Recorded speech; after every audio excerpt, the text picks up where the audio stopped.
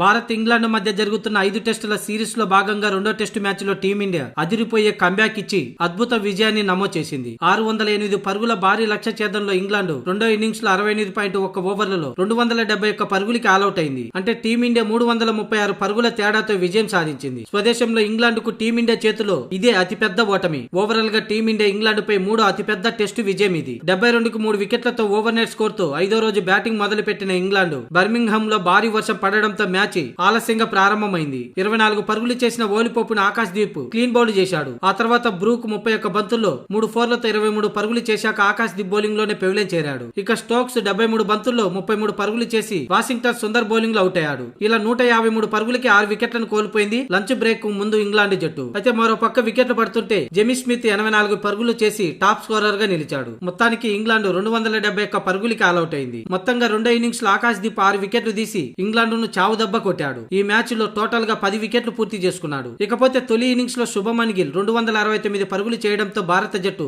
587 పరుగులు చేసింది. ఆ తర్వాత ఇంగ్లాండ్ జట్టు తొలి ఇన్నింగ్స్ 407 పరుగులు చేసింది. ఇక టీమిండియా రెండో ఇన్నింగ్స్ లో 6 వికెట్లు కోల్పోయి 427 పరుగులు చేసి డిక్లేర్ చేసింది. తొలి ఇన్నింగ్స్ లో డబుల్ సెంచరీ చేసిన శుభమన్ గిల్ రెండో ఇన్నింగ్స్ లో కూడా 161 పరుగులు చేసి ఇంగ్లాండ్ ముందు భారీ టార్గెట్ ఉంచడంలో కీలక పాత్ర పోషించాడు. మొత్తంగా 608 పరుగుల టార్గెట్ ఉంచారు టీమిండియా ఇంగ్లాండ్ ముందు. ఆ లక్ష్యాన్ని ఛేదించే క్రమంలో 271 పరుగుల వద్ద ఇంగ్లాండ్ ఆల్అౌట్ అయింది. దీంతో ఏకంగా 336 పరుగుల తేడాతో ఇంగ్లాండ్ ఓటమి పాలైంది. మొత్తానికి తొలి మ్యాచ్ ఓటమికి బదులు తీర్చుకొని సిరీస్ లో 1-1తో సమంగా నిలిచింది భారత్.